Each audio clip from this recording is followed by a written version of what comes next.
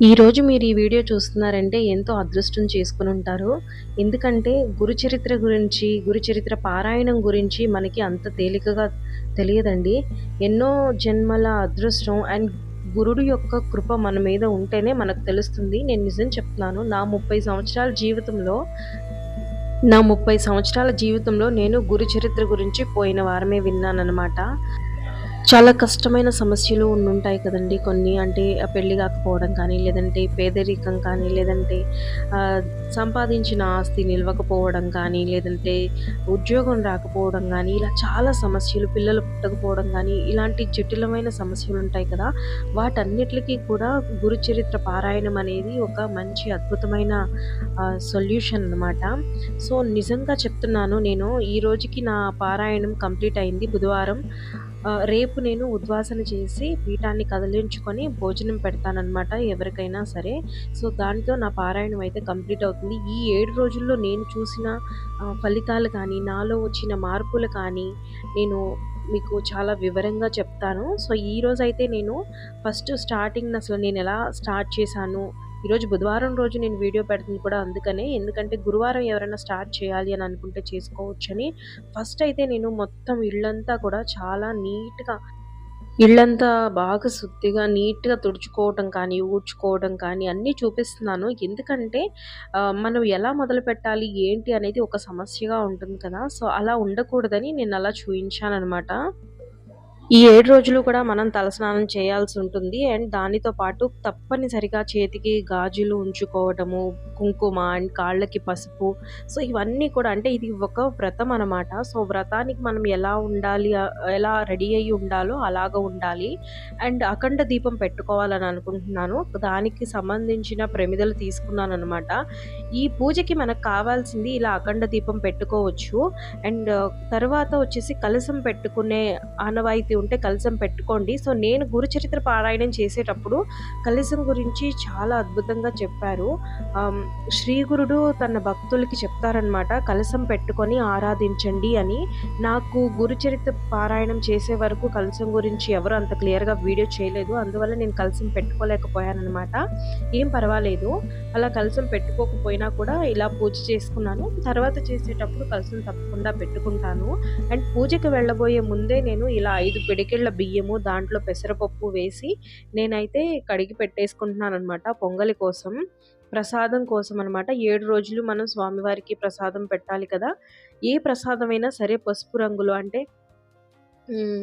ఇలా పరమాన్నం కానీ, లేదంటే ఏదన్నా పులిహోర కానీ, లేదంటే కేసరి కానీ, సో, ఏదో ఒక ప్రసాదం పసుపు రంగులో ఉన్న ప్రసాదాలంటే సద్గురువుకి చాలా ఇష్టం. అండ్ పువ్వులు కూడా మనం పసుపు రంగు పువ్వులంటే గురువుకి చాలా శ్రేష్టమైనవి.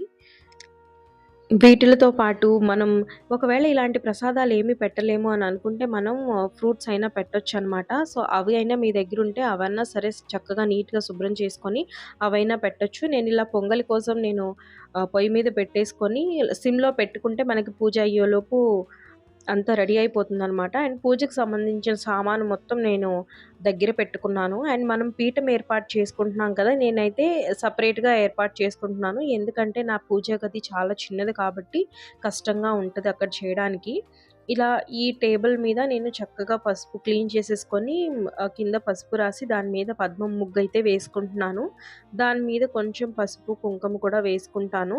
అండ్ ఈ పూజ కోసం మనం కింద వేయడానికి పసుపు రంగు బట్ట కావాలి మనకి. మీ దగ్గర ఇంట్లో అంటే ఆల్రెడీ పూజకి యూజ్ చేస్తున్న వాటిలో పసుపు రంగుదుంటే అది తీసుకోండి. లేదంటే కొత్తది అయినా తీసుకోండి.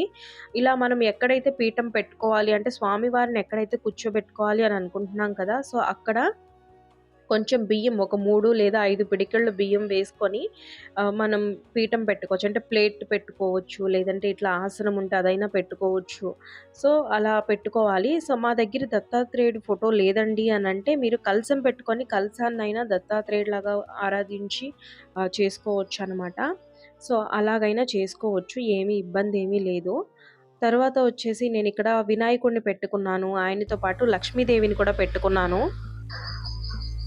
మనకి ఆకులు కావాలి. తర్వాత ఒక కొబ్బరికాయ కావాలి. ఇంకా మామూలుగా పూజా సామాన్య ప్రత్యేకంగా అంటూ ఏమీ లేదు. తాంబూలం కోసం అరటిపళ్ళు, తాంబూలం నివేదన ఇవ్వాలి కదా, దానికోసం అరటిపళ్ళు అనమాట. సో మనకి ఈ అఖండ దీపం అనేది 7 రోజులు వెలుగుతూ ఉండాలి కాబట్టి ఒత్తి చాలా పెద్దగా చేసుకొని వేయాలి. 3 ఒత్తులు కలిపి ఒక ఒత్తి లాగా వేసుకున్నాను అనమాట. ఇక్కడ మొత్తం 6 ఒత్తులు నేను బాగా పొడుగ్గా వేశాను, 3 కలిపి. ఎందుకంటే 8 రోజులు వెలగాలి అనంటే మనకి కొంచెం ఒత్తి కూడా పెద్దదిగా ఉండాలి కాబట్టి, సో నేను ఇలా అఖండ దీపం పెట్టుకున్నాను. ఒకవేళ పెట్టుకునే స్తోమత లేదు, మేము పెట్టుకోలేము అని అన్నా కూడా నార్మల్ దీపాలైనా వెలిగించుకోవచ్చు అనమాట. బట్ నేను ఇక్కడ అఖండ దీపం పెట్టుకోవాలని అనుకొని పెట్టుకున్నాను. గురుచరిత్ర పారాయణం అంటే ఈ పూజ, ఈ వ్రతం స్టార్ట్ చేసే ముందు కూడా నాకు గురువు గురించి అంతగా, అంటే దత్తాత్రేయుడి గురించి అంతగా తెలియదండి. ఆయన లీలల గురించి తెలీదు. నేను మామూలుగా గురువు అంటే జస్ట్ ఏదో ఆయన కూడా ఒక స్వరూపమేలే, అంటే శివుడులాగో లేకపోతే వెంకటేశ్వర స్వామిలాగో అని అనుకున్నాను. బట్ నేను గురుచరిత్ర పారాయణం చేసేటప్పుడు నేను ఎన్నో విషయాలు తెలుసుకున్నాననమాట. గురువు త్రిమూర్తుల రూపాలేనండి. గురువు అంటే గురువు నుంచి వచ్చిన వాళ్ళే బ్రహ్మ, విష్ణు, మహేశ్వరులు. సో మనం గురువుని గనక పూజిస్తే వారి వంశం మొత్తం, అంటే విష్ణు రూపం కానీ, లేదంటే శివుడు రూపం కానీ, లేదంటే మనం బ్రహ్మ కానీ, అండ్ వాళ్ళ వాళ్ళ బిడ్డలు అంటే వినాయకుడు కానీ, లేకపోతే సుబ్రహ్మణ్య స్వామి కానీ, లేదంటే వాళ్ళ భార్యలు కానీ, అంటే మొత్తం వంశపారంపర్యంగా మొత్తం అంతా ఆ వంశం అందరికీ కూడా పూజ చేసిన పుణ్యఫలం అయితే వస్తుంది అని అనిపించింది నాకు. గురువు సాక్షాత్తు, అంటే ఎవరైనా దేవుడు పెద్దవాడా, లేదంటే గురువు ముఖ్యమా, దేవుడు ముఖ్యమా అని అంటే గురువే ముఖ్యమంటండి. సో గురువు కృప కనుక మన మీద ఉంటే మిగతా దేవుళ్ళ అందరి ఆశీర్వాదం కూడా మన మీద ఉంటుందంట. సో ఈ గురుచరిత్ర పారాయణంలో మనకి ఎన్నో చాలా చాలా కథలైతే చెప్తూ ఉంటారు. అంటే ఆ గురుని యొక్క లీలలు చెప్తూ ఉంటారు.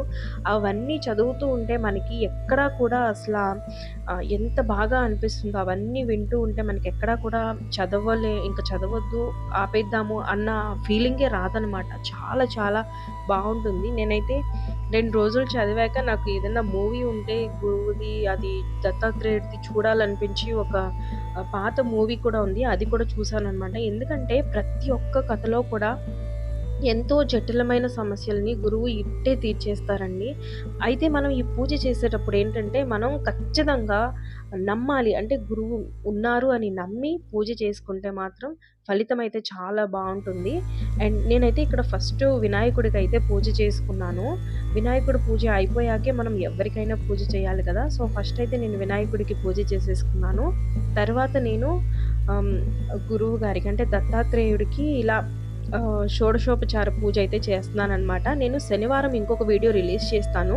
అందులో మంత్రాలతో సహా షోడశోపచార పూజ ఎలా చేస్తారు అనేది నేను క్లియర్గా మీకైతే నేను అక్కడ చూపిస్తాను. నన్ను నమ్మి ఈ పారాయణం మీరు చేయండి. అంటే సమస్యలు లేకపోయినా కూడా చేసుకోవచ్చా అనంటే తప్పకుండా చేసుకోవచ్చండి. అలా చేయడం ద్వారా ఏమవుతుందంటే గురువు యొక్క కృప మన మీద ఎప్పుడూ ఉంటుందన్నమాట. అంటే ఎలాంటి పనుల్లో ఆటంకాలు లేకుండా ఉండడం కానీ, లేదంటే మన పిల్లలకి మంచి జ్ఞానంతో కూడిన చదువు, మంచి జ్ఞానం రావడం కానీ, మన చెడు మార్గాల్లో వెళ్ళకుండా మంచి బుద్ధి కలిగి ఉండటం కానీ, ఇలా ప్రతి దాంట్లో కూడా మనల్ని గురువు అయితే కాపాడుతూ ఉంటారనమాట. గురుబలం ఉండటం చాలా చాలా ఇంపార్టెంట్. మేము ఇన్ని రోజులు, అంటే 7 రోజులు 8 రోజులు చేసుకోలేము, చదవలేము అని అనుకునే వాళ్ళైతే ఒకరోజు కూర్చొనైనా సరే ఒకరోజు పారాయణం మొత్తం చేయొచ్చు అనమాట. బట్ 9 నుంచి 10 గంటలు పడుతుంది. ఈ గురు పారాయణం చేయడానికి కొన్ని నియమాలు ఉంటాయి అన్నమాట. అంటే మనం పారాయణం చేసేటప్పుడు ఎక్కువగా ఏదంటే అనవసరమైన విషయాలు మాట్లాడటం కానీ, వాళ్ళ మీద వీళ్ళ మీద చాడీలు చెప్పుకోవటం కానీ, చెడు మాట్లాడటం కానీ అలాంటివి చేయకూడదు. అండ్ ఈ 7 రోజులు, అంటే 7 రోజులైనా చేయొచ్చు, 14 అయినా చేయొచ్చు, 23 అంటే ద్విసప్త పారాయణము, లేదంటే త్రిసప్త పారాయణము, లేదంటే సప్త పారాయణము ఇలా చేసినప్పుడు ఈ అన్ని రోజుల్లో కూడా మనం నాన్ వెజ్ లాంటిది ఏది తినకూడదు.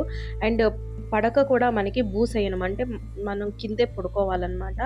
భార్యాభర్తలు కూడా దూరంగా ఉండాలి. సో ఇలాగ నియమాలు ఉంటాయి కాబట్టి మనం అది తెలుసుకొని మనమైతే పారాయణం చేయాలన్నమాట. చాలా రకాల గురుచరిత్ర పుస్తకాలైతే ఉన్నాయి మార్కెట్‌లో. బట్ మనకి చాలా ఈజీగా అర్థమయ్యేటట్లు ఉండే భరద్వాజ్ గారి పుస్తకము ఉంటుందండి. సో అది తీసుకోండి. ఆ బుక్ లింక్ నేను కింద డిస్క్రిప్షన్ బాక్స్‌లో అయితే ఇస్తాను. మీరు ఆన్‌లైన్‌లో పర్చేస్ చేసుకోవచ్చు. లేదంటే మీరు మీ చుట్టుపక్కల బుక్స్ షాప్స్ ఉన్నా కూడా ఒకసారి అడిగి చూడండి. అక్కడైనా మీకు తెలుస్తుంది. ఇలా షోడశోపచార పూజ మొత్తం అయిపోయాక నేను నైవేద్యం అయితే తీసుకొచ్చాననమాట. నైవేద్యము, తాంబూలము సమర్పించాక తర్వాత నీరాజనం అయితే సమర్పిస్తున్నాను.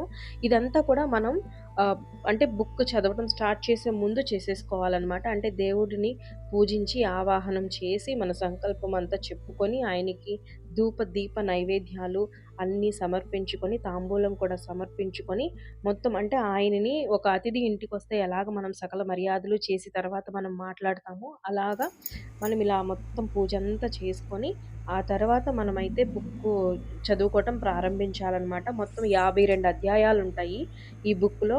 ఏ రోజు ఎన్ని అధ్యాయాలు చదవాలి అనేది కూడా మనకి చక్కగా ఆ బుక్‌లోనే ఒక పేజీలో ఫస్ట్‌లో ఇస్తారనమాట. సో, ఎలాంటి భయము లేకుండా చక్కగా చదువుకోవచ్చు. నేనైతే 3 గంటల నుంచి 3కే లేచేదాన్ని ప్రతిరోజు. నేను ఇంకొక నియమం ఏంటంటే, ఒకే స్థానంలో కూర్చొని, ఒకే టైంలో చేయటం చాలా చాలా మంచి ఫలితాలనిస్తుంది.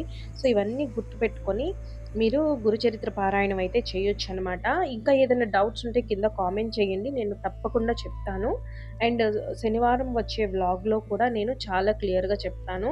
సో, నా పారాయణం మొత్తం అయిపోయడానికి అంటే ఫస్ట్ రోజు పారాయణం అవ్వడానికి నాకు గంటన్నర, 2 గంటలు టైం పట్టింది. ఎందుకంటే 9 అధ్యాయాలున్నాయి. ఆ తర్వాత మళ్ళీ నేను ఒకసారి గురువుగారికి కొబ్బరికాయ కొట్టుకొని, తర్వాత మళ్ళీ ఒకసారి కొబ్బరికాయని నివేదించుకొని, మళ్ళీ హారతయితే ఇచ్చాననమాట. అంటే మధ్యలో ఆకలి వేయకుండా మళ్ళీ ఇంకొక ప్రసాదం పెట్టినట్టు అట్లా చేసుకున్నాననమాట. అలా చేసుకొని నేను ఫస్ట్ రోజు పూజనైతే సక్సెస్‌ఫుల్‌గా కంప్లీట్ చేసుకున్నాను. ఆ రోజు మధ్యాహ్నానికి మేమొక శుభవార్త కూడా విన్నాము. అంటే నమ్మి చేస్తే ఏదైనా జరుగుతుంది. సో, నమ్మకం ఉంచుకొని ఈ పూజ చేయండి. తప్పకుండా ఫలితముంటుంది. ఈ వీడియో నచ్చితే లైక్ చేయటం కానీ, కామెంట్ చేయటం కానీ మర్చిపోవద్దు. అందరితో షేర్ కూడా చేయండి.